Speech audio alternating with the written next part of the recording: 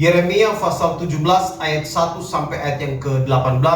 Firman Tuhan tadi sudah kita baca bersama, dan saya akan membaca sekali lagi mulai ayat 5 sampai ayat yang ke-8 bagi kita semua.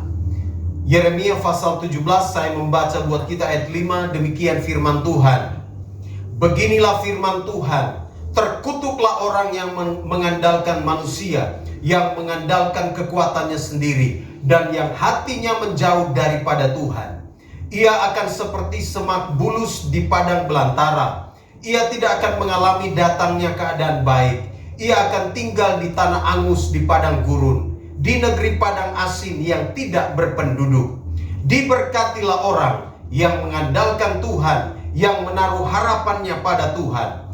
Ia akan seperti pohon ditanam di tepi air, yang merambatkan akar-akarnya ke tepi batang air, dan yang tidak mengalami datangnya panas terik, yang daunnya tetap hijau, yang tidak khawatir dalam tahun kering, dan yang tidak berhenti menghasilkan buah.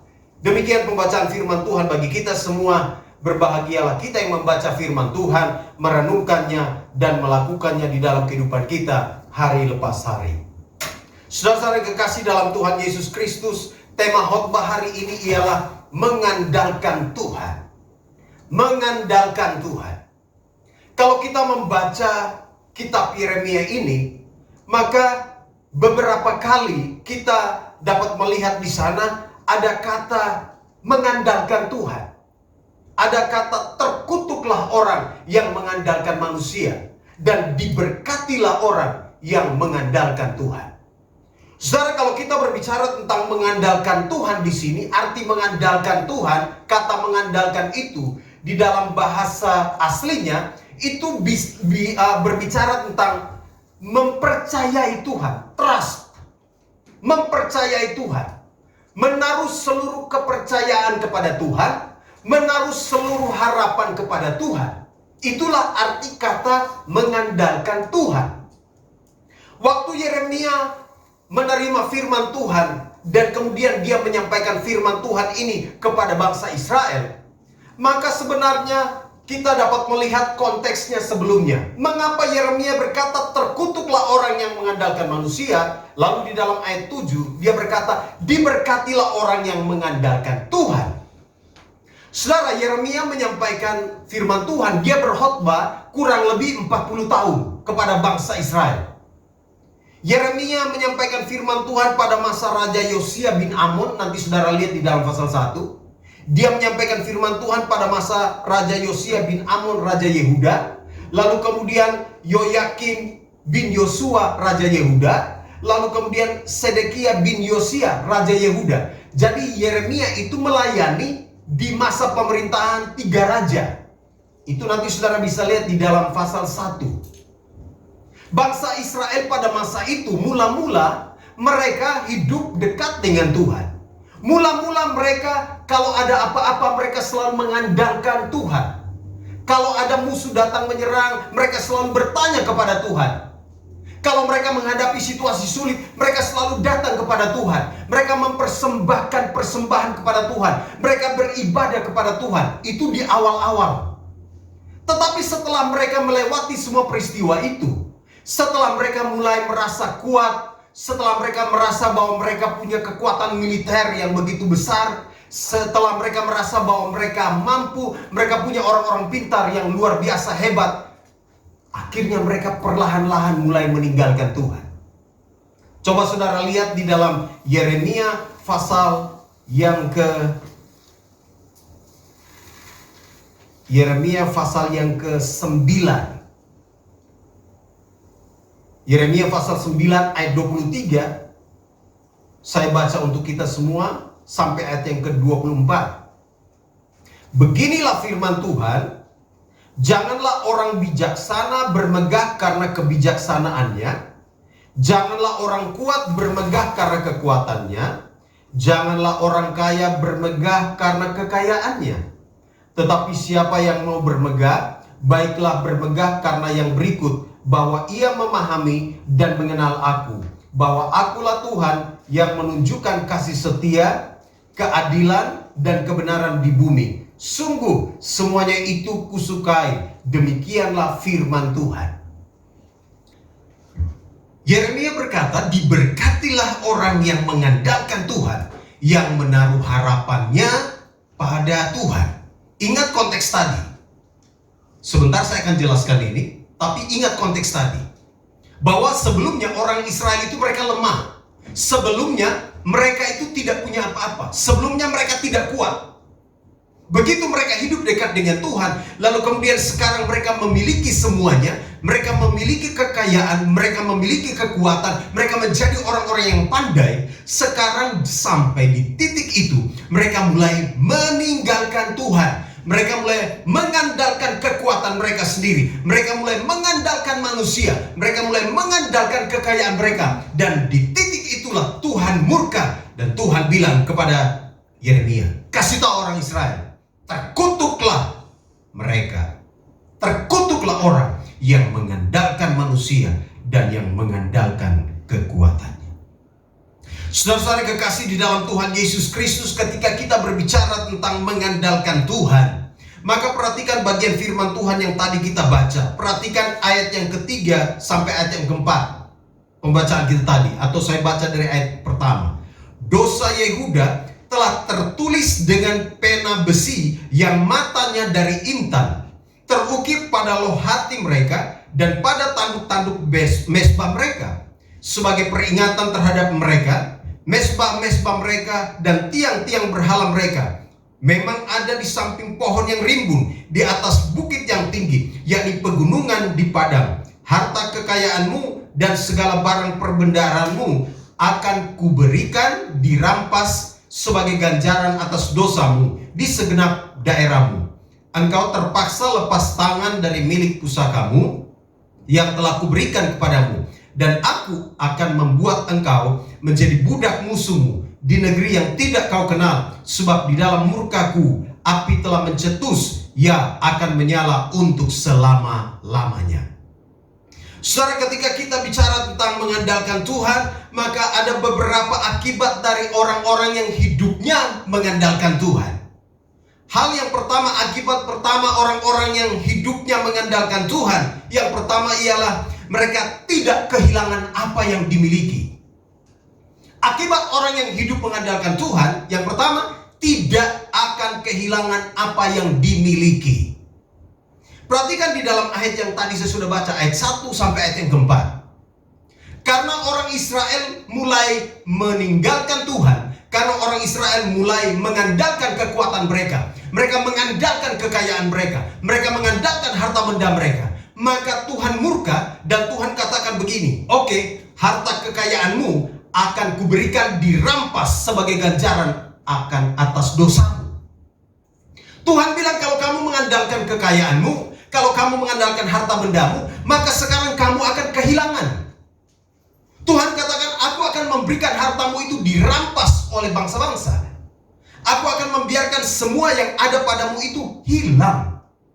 Dan itu sebabnya Tuhan berkata kepada Yeremia, beritahukan ini kepada orang Israel. Kalau mereka mengandalkan apa yang mereka punya, kalau mereka mengandalkan kekuatan mereka, kalau mereka mengandalkan kebijaksanaan mereka, kalau mereka mengandalkan semua yang mereka miliki, maka aku akan membiarkan apa yang mereka miliki itu hilang daripada mereka.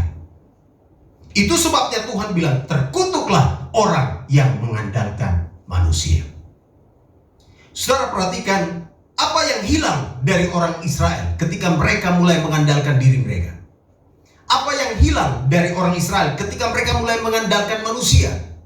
Perhatikan, yang hilang di situ pertama adalah harta kekayaan. Ayat itu jelas, harta kekayaanmu dan segala barang perbendaharaanmu akan kuberikan dirampas. Orang-orang Israel mulai sombong. Mereka berpikir, oh saya sudah punya semua, kami sudah punya semua, kami tidak perlu Tuhan. Ada banyak orang Kristen tuh seperti begini. Waktu dia belum punya apa-apa, dia datang kepada Tuhan, dia minta tolong dari Tuhan. Dia bilang, Tuhan tolong berkati saya, Tuhan tolong kasih saya ini, saya perlu ini Tuhan, saya perlu itu Tuhan. Dan Tuhan kasih. Tetapi begitu mereka sudah memperoleh semuanya, mereka berpikir, oh Saya tidak perlu Tuhan lagi. Saya sudah punya uang yang cukup, saya sudah punya kekayaan, saya mau perlu apa saja saya bisa dapatkan itu dengan uang. Tetapi justru di titik itu Tuhan bilang begini kepada orang Israel, celakalah orang yang mengandalkan manusia, yang mengandalkan kekuatannya, yang mengandalkan kekayaannya, yang mengandalkan apa yang ada padanya, sebab aku akan memberikan itu dirampas oleh orang-orang lain. Saudara, ini teguran bagi kita juga. Kalau hari ini saudara dan saya sudah mulai punya sesuatu, jangan pernah lupa bahwa itu dari Tuhan.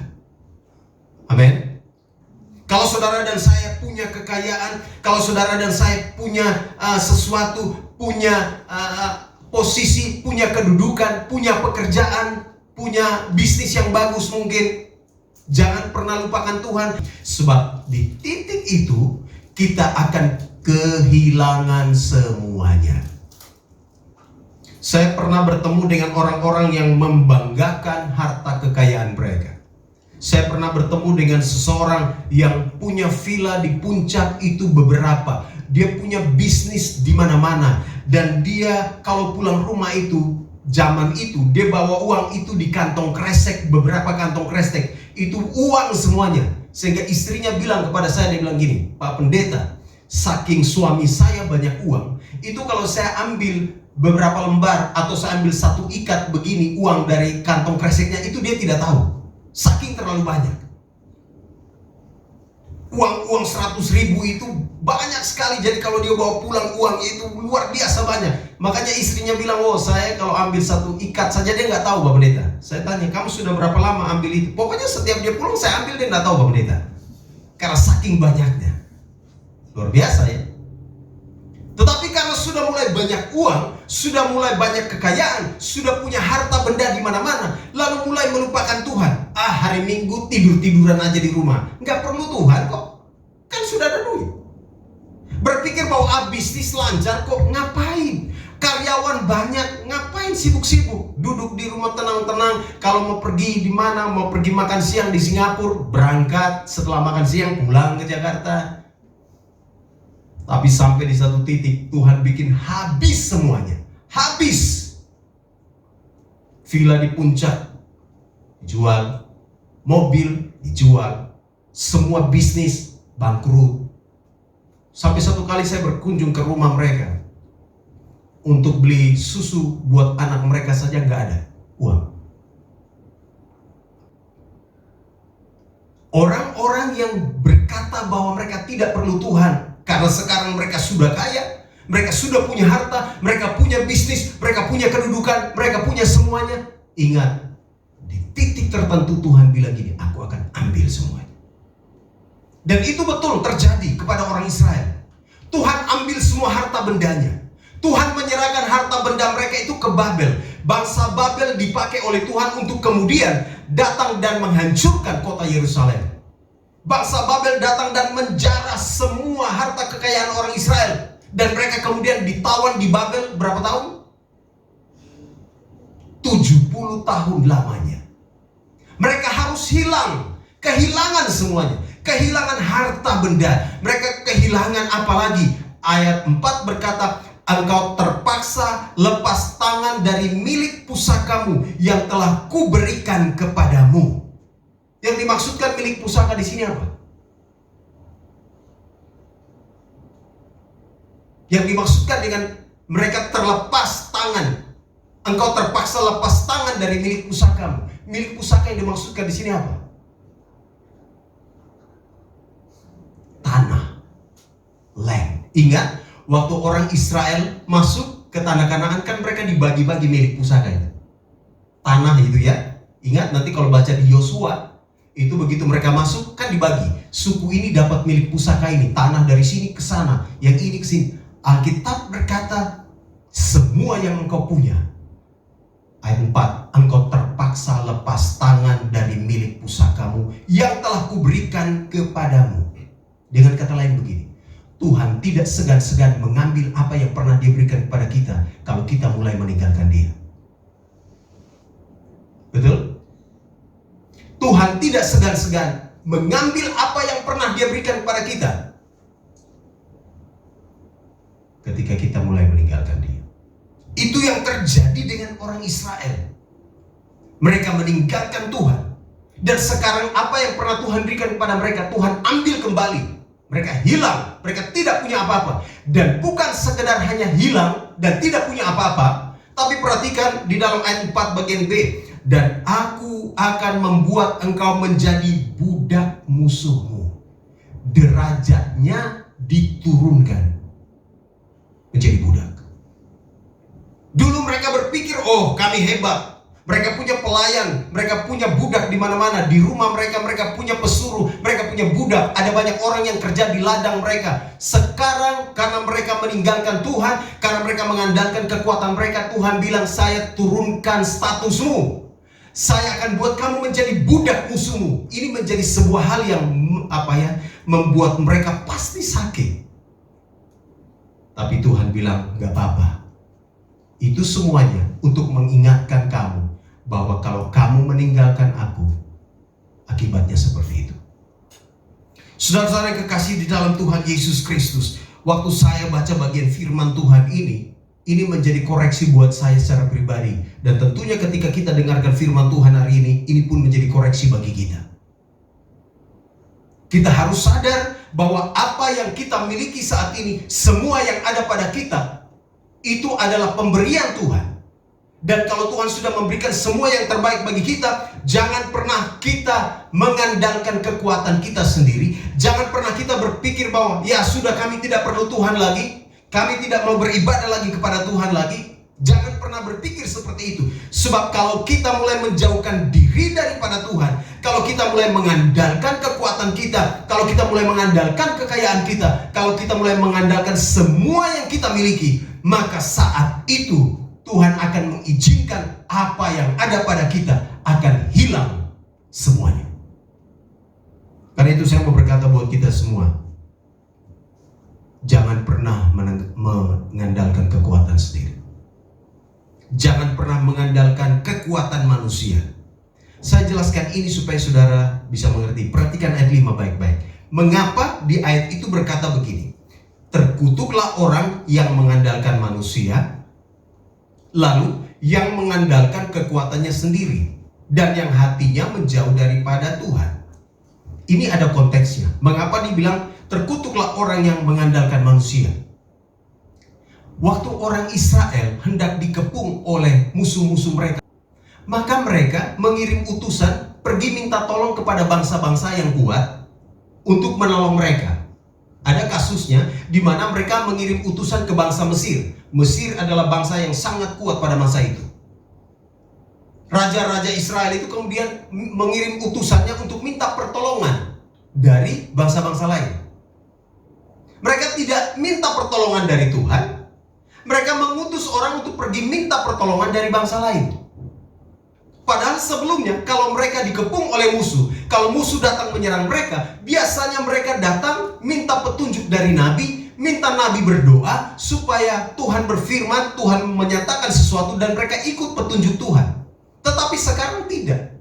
Mereka pikir, loh kita kan ada harta kekayaan, kasih upeti, bayar sejumlah uang kepada prajurit-prajurit bangsa lain. Mereka bisa kirim prajurit-prajuritnya untuk datang tolong kita hadapi musuh-musuh yang sedang mengepung kita. Maka Tuhan katakan, celakalah, terkutuklah mereka yang mengandalkan manusia. Saudara, kadang-kadang ini terjadi kepada kita, bukan?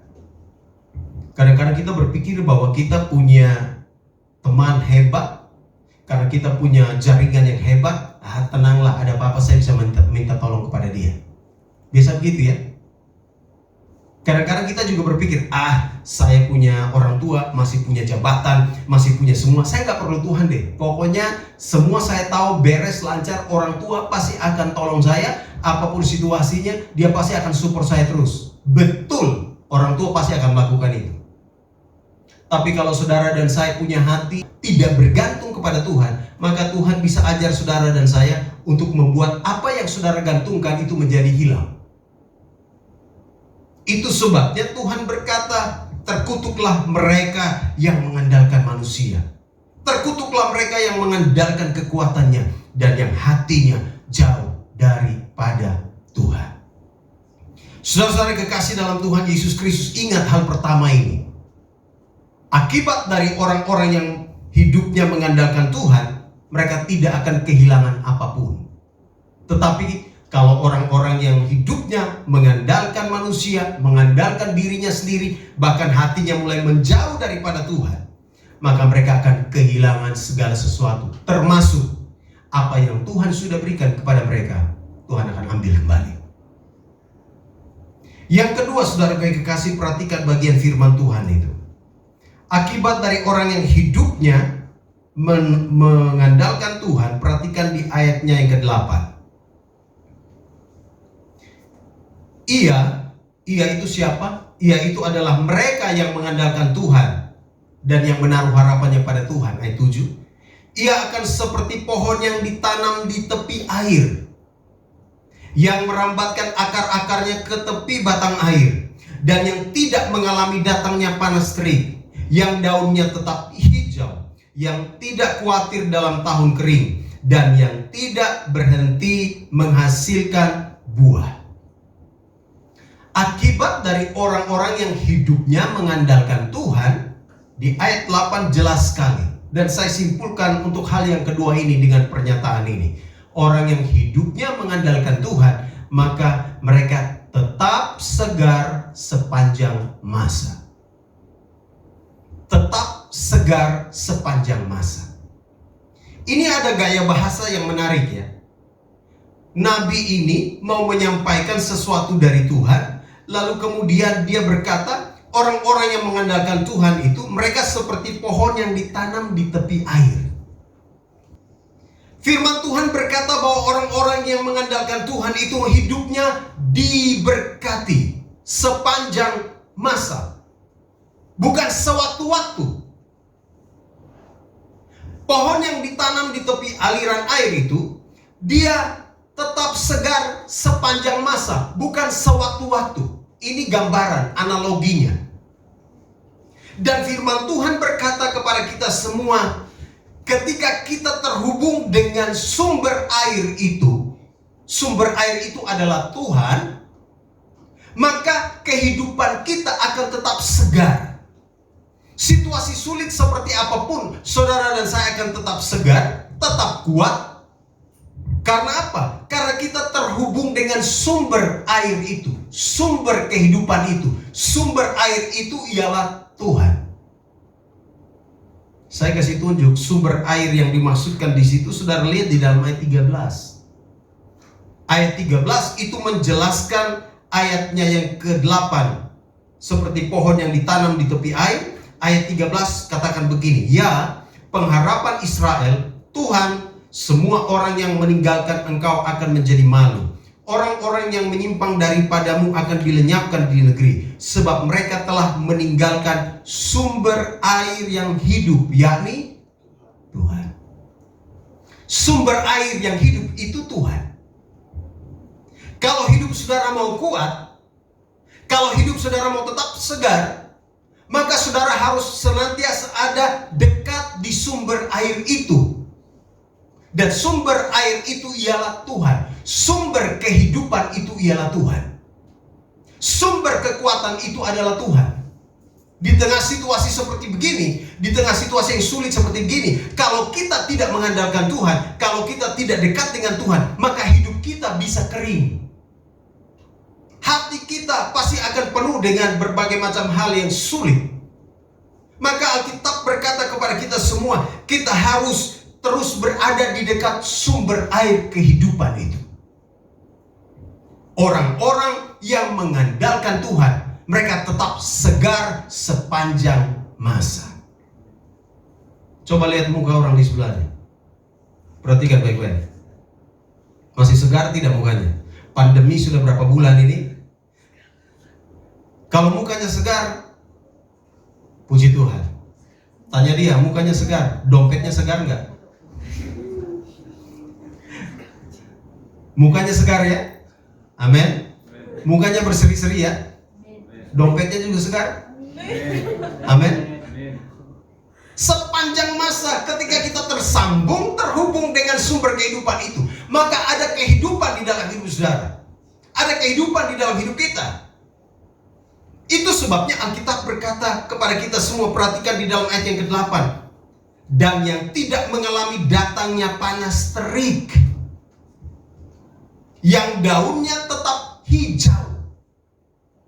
Sekeliling boleh berubah, tapi orang-orang yang hidupnya dekat dengan sumber kehidupan, perubahan di luar sana yang sulit tidak mempengaruhi hidup saudara dan saya. Ayat ini katakan daunnya tetap hijau.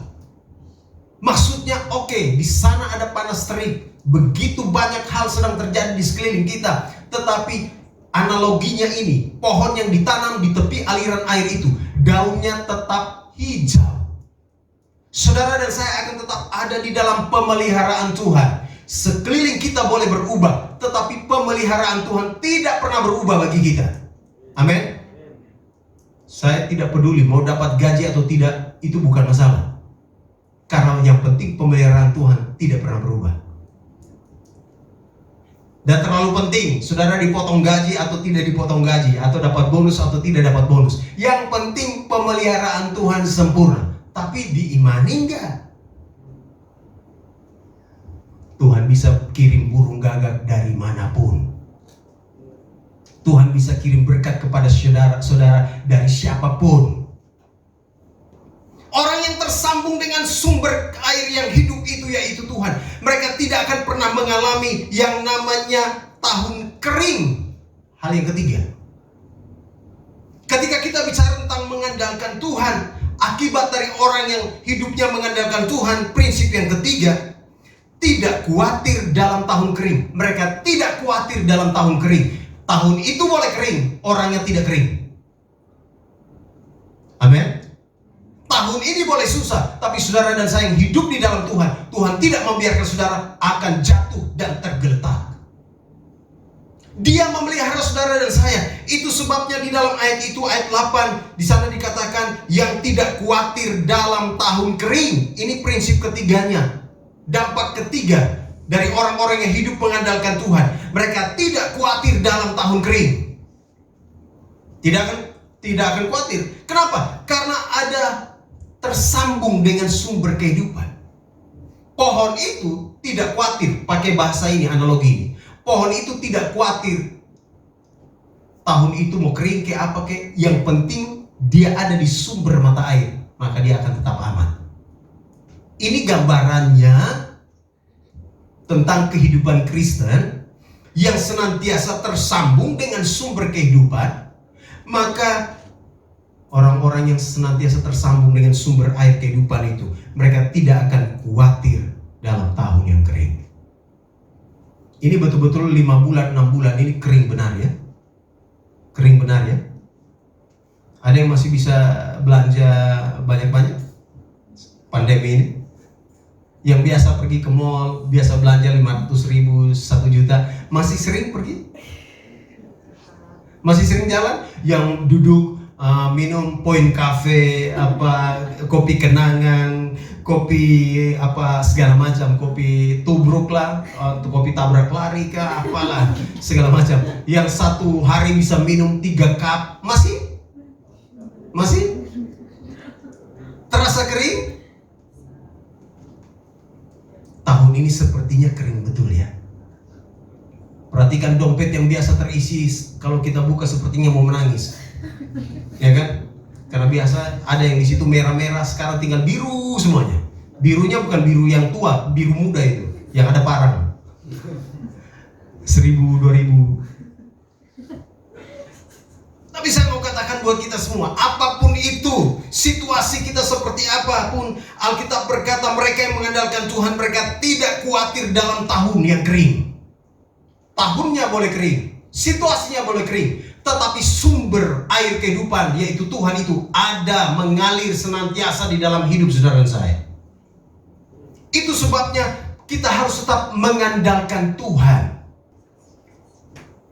Tidak usah khawatir, tidak usah cemas terhadap apapun.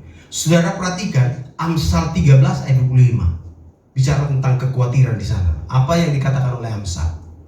Amsal 13 ayat 25. Kekhawatiran dalam hati membungkukkan orang. Saya ulang. Kekhawatiran dalam hati membungkukkan orang. Orang yang selalu khawatir itu biasanya karena dia tidak mengandalkan Tuhan.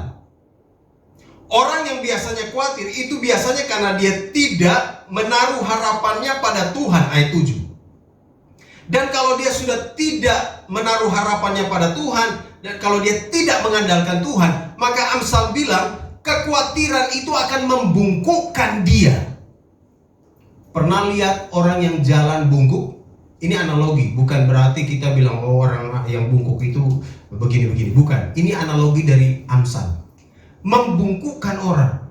Maksudnya, orang kalau sudah khawatir, maka dia jalannya seperti akan terhambat. Dia sepertinya sudah tidak punya pandangan yang jauh ke depan. Dia hanya lihat masalah dia terus setiap hari. Dia sudah tidak bisa lihat lagi ke depan. Dia hanya tatap terus masalahnya.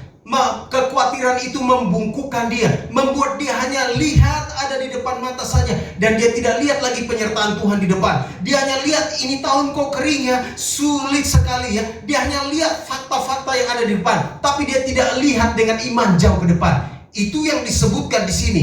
Orang yang khawatir, kekhawatiran itu akan membungkukkan orang. Coba, pernah saudara khawatir? Biasanya kalau kita khawatir, apa yang kita pikirkan? Yang kita pikirkan pasti negatif semuanya. Betul nggak? Waktu saudara khawatir, begitu lihat uang di dompet sudah nggak ada, pikirannya mulai macam-macam nih. Aduh, ini nanti begini. Aduh, nanti mau bayar ini gimana? Aduh, ibu kos tagih uang lagi begini. Aduh, begini. Aduh, begini. Khawatir itu akan membungkukkan orang, membuat orang kehilangan semangat. Khawatir itu membuat orang kehilangan pengharapan. Itu sebabnya Yeremia berkata kepada orang Israel, diberkatilah orang yang mengandalkan Tuhan, yang menaruh harapannya pada Tuhan. Karena apa? Mereka tidak akan khawatir dalam tahun kering.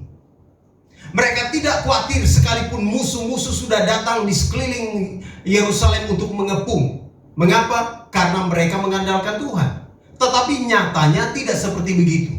Begitu musuh-musuh Israel itu sekarang mengepung Yerusalem, mereka sekarang khawatir. Mereka takut, maka mereka mulai utus orang untuk cari pertolongan di bangsa-bangsa yang lain. Tapi apa yang mereka dapatkan? Tidak ada pertolongan yang mereka dapatkan sama sekali. Tuhan menghukum mereka karena mereka mulai menjauh daripada Tuhan. Mazmur 55 ayat 23 berkata demikian. Serahkanlah khawatirmu kepada Tuhan, maka Ia akan memelihara engkau. Tidak selama-lamanya dibiarkan orang benar goyah. Kita yang mengandalkan Tuhan, yang senantiasa menaruh harapan kita kepada Tuhan, memang secara manusia ada sedikit kekhawatiran. Rasa khawatir itu biasa ada. Tetapi kita punya solusi. Solusinya ialah serahkan semuanya kepada Tuhan. Waktu kita menyerahkan semuanya kepada Tuhan, maka Tuhan akan bertindak memelihara kita. Karena itu saya mau berkata buat kita semua, di tahun ini yang sepertinya tahun kering menurut banyak orang, di tahun yang sulit, Alkitab berkata kepada kita semua, kita harus tetap andalkan Tuhan. Taruh semua harapan-harapanmu kepada Tuhan, sebab Dia akan memelihara engkau. Dia tidak akan membiarkan engkau selama-lamanya goyah. Tidak selama-lamanya orang percaya itu dibiarkannya goyah. Dia pasti akan memelihara engkau. Di tengah situasi pandemi ini, saudara harus berkata seperti ini. Berkata di dalam iman, Tuhan gak apa-apa, tahun ini COVID-19 ini di mana-mana, tapi saya percaya Tuhan pasti pelihara saya. Waktu saudara sedang bekerja, saudara harus memperkatakan itu. Waktu saudara sedang kuliah, saudara harus memperkatakan itu. Waktu saudara sedang beraktivitas, sekalipun situasi di sekeliling saudara sulit, katakan begini, sekalipun ini tahun ini seperti tahun kering, tetapi Tuhan pasti memelihara saya.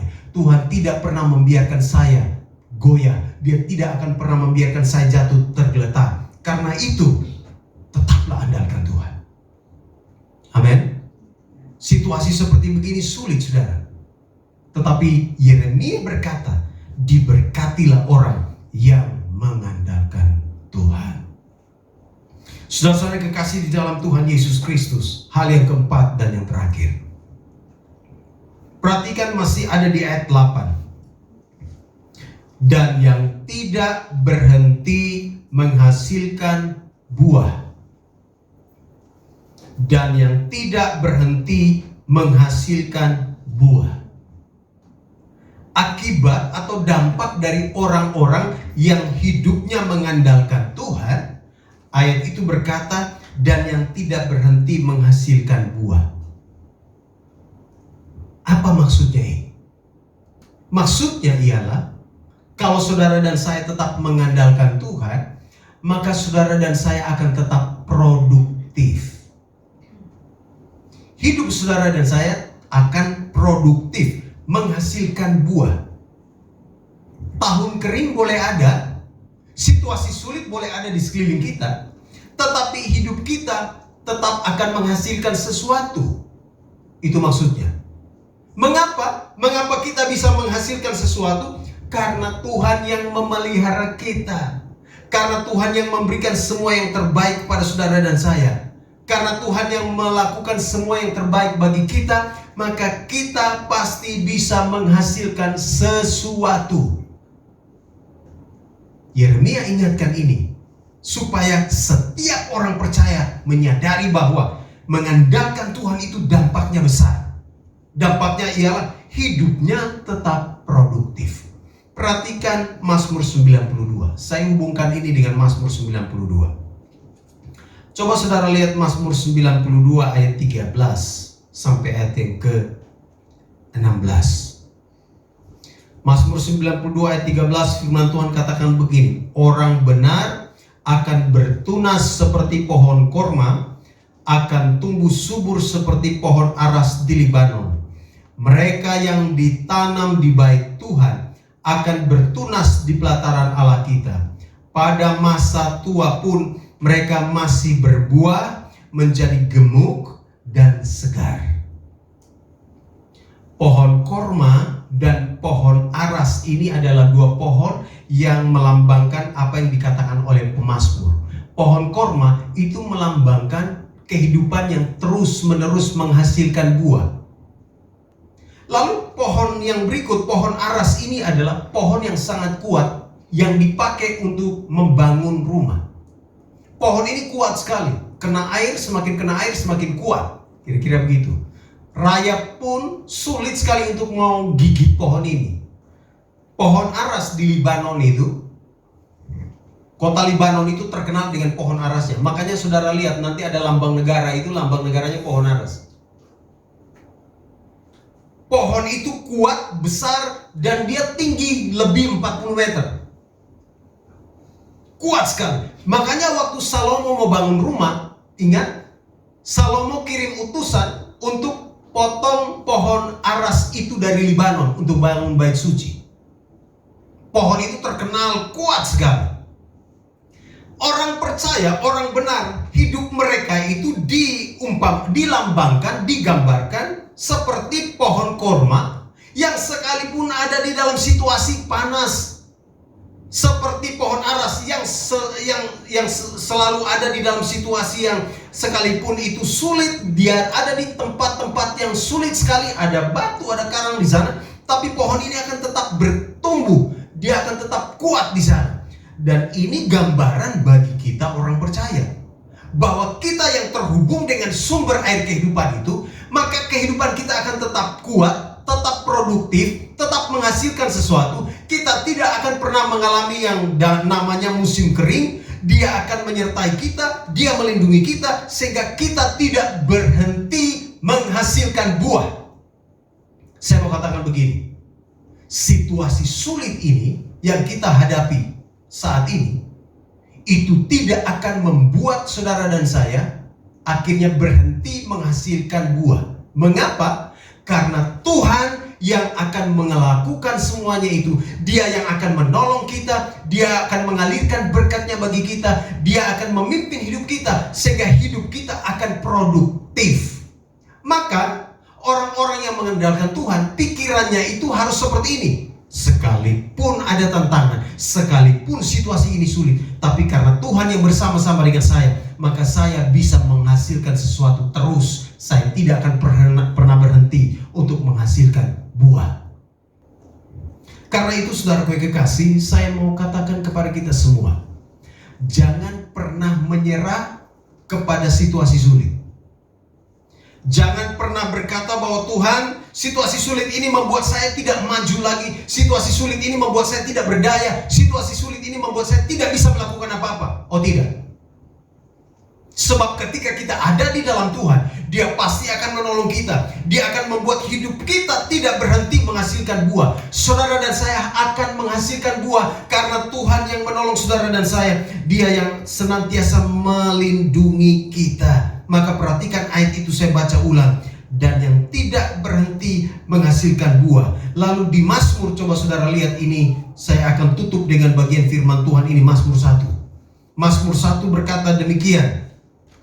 Ayat 1, berbahagialah orang yang tidak berjalan menurut nasihat orang fasik, yang tidak berdiri di jalan orang berdosa, dan yang tidak duduk dalam kumpulan pencemooh, tetapi yang kesukaannya ialah Taurat Tuhan, dan yang merenungkan Taurat itu siang dan malam. Ia seperti pohon yang ditanam di tepi aliran air, yang menghasilkan buahnya pada musimnya, dan yang tidak layu daunnya. Apa saja yang diperbuatnya berhasil. Saya mau tanya, keberhasilan yang Tuhan berikan kepada anak Tuhan itu bergantung cuaca, bergantung situasi atau tidak? Keberhasilan yang Tuhan mau kasih buat saudara dan saya ini tergantung dengan situasi pandemi atau tidak? Tuhan bergantung kepada situasi atau tidak? Tidak. Dia dapat bekerja dengan caranya sekalipun situasi kita sulit. Itu sebabnya Alkitab katakan, apa saja yang diperbuatnya pasti berhasil. Kiranya firman Tuhan ini mengingatkan kita semua, supaya kita senantiasa mengandalkan Tuhan. Sebab orang-orang yang menaruh harapannya kepada Tuhan, yang senantiasa mengandalkan Tuhan, maka yang pertama mereka seperti apa? Mereka akan seperti apa? Prinsipnya, dampak dari orang yang mengandalkan Tuhan, dampaknya ialah tidak kehilangan apa yang dimiliki. Bahkan Tuhan akan tambahkan itu. Yang kedua, tetap segar sepanjang masa. Yang ketiga, tidak khawatir dalam tahun kering. Dan yang terakhir, tetap produktif selama hidup. Kiranya firman Tuhan ini menguatkan kita semua, bahwa apapun situasinya, kita pasti tetap dipelihara oleh Tuhan, karena kita senantiasa mengandalkan Dia. Amin.